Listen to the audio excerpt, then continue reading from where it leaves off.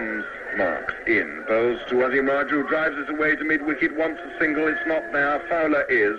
And that is the end of play for the day. He lifts the bails off the stumps and the players return to the pavilion with Pakistan, who won the toss, 257 for 4. Salim Malik not out 92, Wazim Raja not out 28, and these two have now added 57 for the 5th wicket. The lunch score today comes from Don Mosey. 303 for 5, and it wasn't until the last ball of the morning that they took the first wicket. And even then, it took a lot of powerful entreaties from the English fieldsmen and a consultation between the up before Salim Malik was adjudged to have been caught by Lamb at slip, bowled Cook for 116. At lunch, Wazim Raja is not out 6. It's been another hard morning for the England bowlers. They took the new ball straight away. It's taken at 75 overs in these parts, which has led to a certain amount of confusion and retrocing about the Karachi test. But that something we'll go into in more detail later. At lunch, 323 for 5 wickets. First ball of the afternoon with Pakistan at 300 for 5 wickets.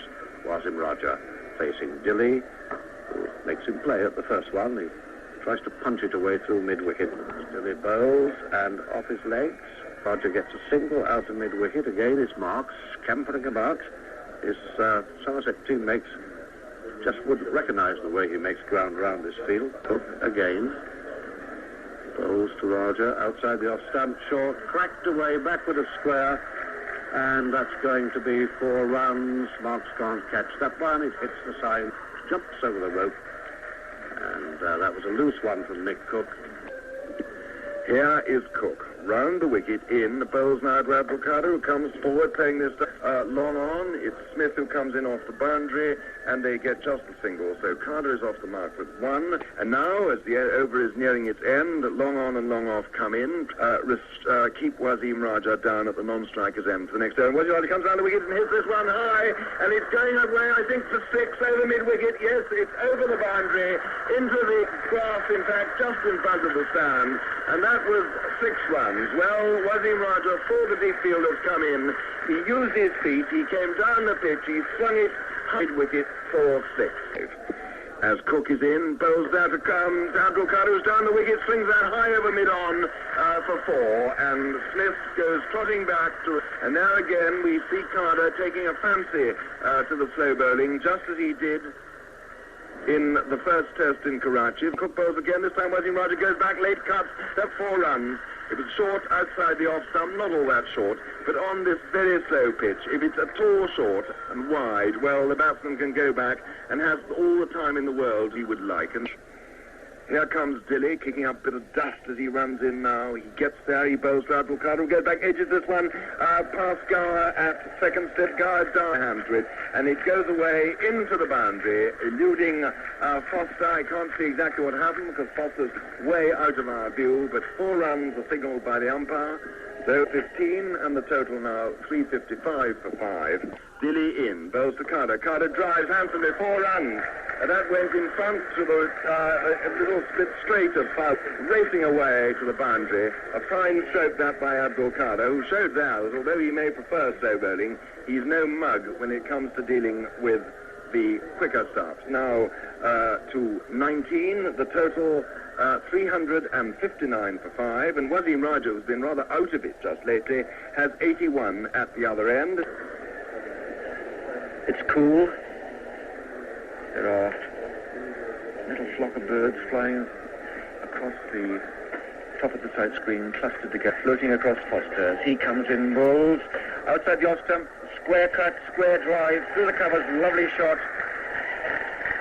So typically Wazim Raja, not quite to the pitch of the ball, but the sudden flexing of the wrists and the ball speeding through.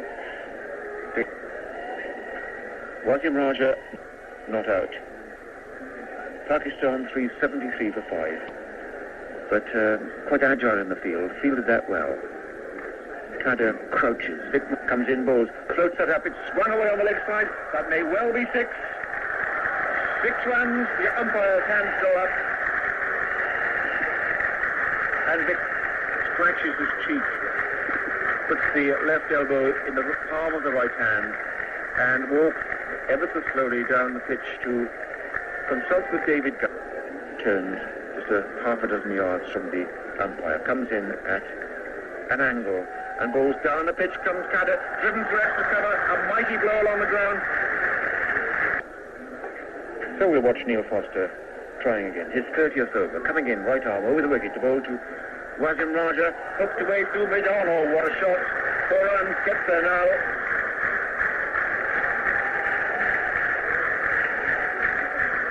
A help to the England side. Foster then, around the wicket, right comes in bowled, and this is driven away square on the offside. 4 runs for. Will it be, or will it be cut off? It's the 4 runs. Graham Dilly ran quite a long way. Wasim Raja stood up imperially and drove the ball away square past Scatting at point for 4 more runs. I think lots of upset tummies around here today, from the English point of view. As Foster's in, bowls is short now. Wasim Raja hooks it in the air. That's going away, I think, for 4. It is, and that's his 100. He certainly got there in the grand manner. 3 splendid 4s. He played a magnificent short-armed hook to mid-on before. Oh dear, we've got the usual crowd invasion, perhaps in yellow sunshades coming out. Wasim Raja's sensibly moving away from the pitch there, pushing confetti all over him, or rose petals or something. He's now the laggards, one chap in a cloth cap. Maybe he's one of the stewards coming to chase them off. Oh, there's a rugger tackle there by a steward in a sort of light blue, I was going to say light blue, it's rather light blue pair of pajamas almost. Anyway, I think all the marauding spectators have got back into the stand, unapprehended by the police or by anyone.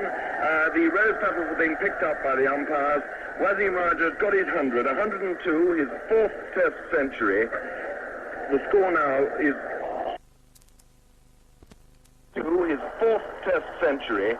And the score now is 397 for 5, rather.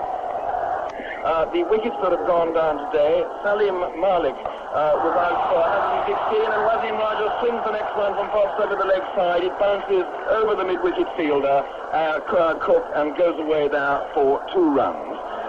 Wasim Raja, 100 in 215 minutes from 4s and 1 6. In the meantime, Pakistan 399 for 5 on the threshold of 400, and it's Cook coming on now at the golf course end, who's going to bowl Wasim Raja. He has his first ball round the wicket. Wasim Raja drives, and there's 1 run down there to Foster at long on. The ball bouncing a little awkwardly for Foster, who juggles with it and then returns 400 now for 5. Not a very big round of applause, but nonetheless, they are greeting the 400 with just a little bit from time to time in these parts.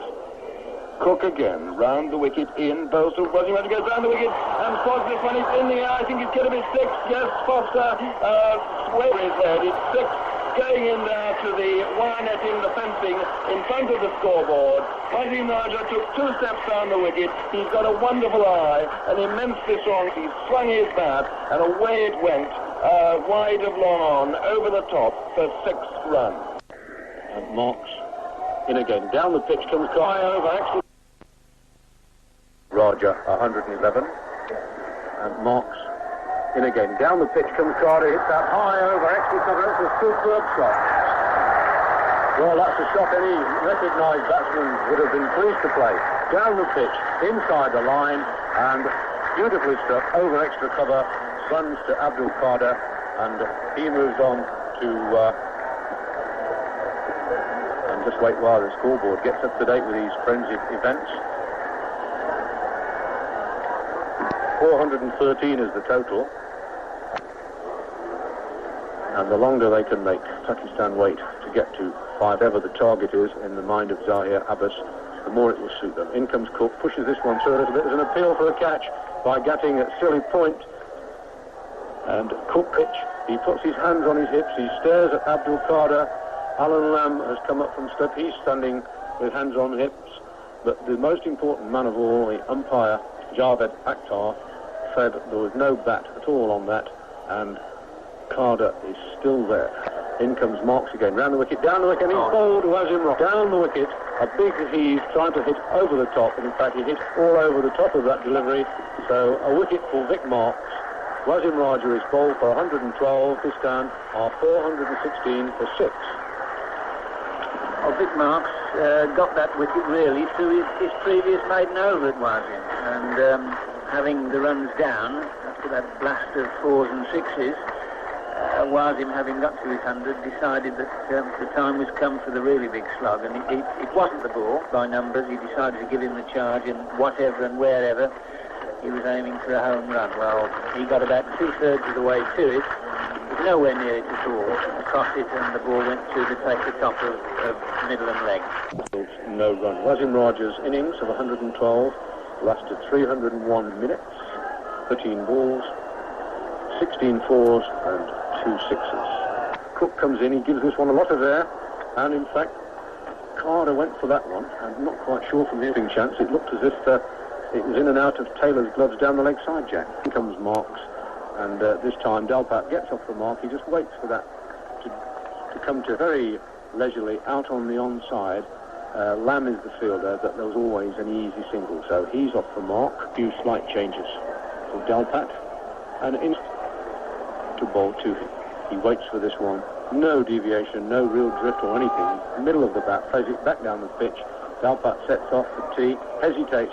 It wasn't quite the last ball. There was once an incident in the West Indies resulting from that kind of thing, but it was in fact the last ball before tea, at which point Pakistan on 26, Delpat 1 not out, Carter 46 not out. And it's Cook, in fact, has got a nice old-fashioned bowling analysis. 48 overs, 2 for 134. Here's his first ball after tea. Round the wicket to Abdul Qadir, who comes forward to a long half volley and just strokes it back down the pitch. It would have hit the middle stump if Cook hadn't. As Marks is in again, he bowls. Abdul Qadir goes back, plays on the offside. They go for a single. Cook comes in, tries the stumps, misses. Taylor doesn't take it cleanly either. Randall backs up, and that is his first 50 in Test cricket. He takes off his sun hat and waves his bat, and gets really not quite the round of applause I would have expected. And here is Marks in again. Up to the wicket now, he bowls. Delpat comes forward driving until he can't cut that off, and it goes away for 4 runs with the rope down below us at mid-off. A fine stroke that by Anil Delpat, who batted so well in the closing stages of that very exciting first test in Karachi. 4:30 for 6 at the end of the over. 7 to Anil Delpat, 50 to Abdul Qadir, and after another word from Jack Bannister, commentary will be taken on by Tenny Lewis. Dilly coming in, Qadir. Oh, it's up in the air. It's a slash of the back foot. It's caught by Foster at mid-off, and Abdul Qadir is out for 50, and the score 430 for 7. I think that was splendidly read by David Gower. One couldn't help avoid the suspicion that Carter had played for his 50. He's hardly raised a bat in anger since tea. He was cavalier in his approach, and he hit several splendid boundaries. And having got there, I had the feeling that he was then ready to resume the role he played in the middle session. David Gower has brought back Dilly. I think it's no great secret that Carter would always prefer to wave the bat at the slows rather than the quicks.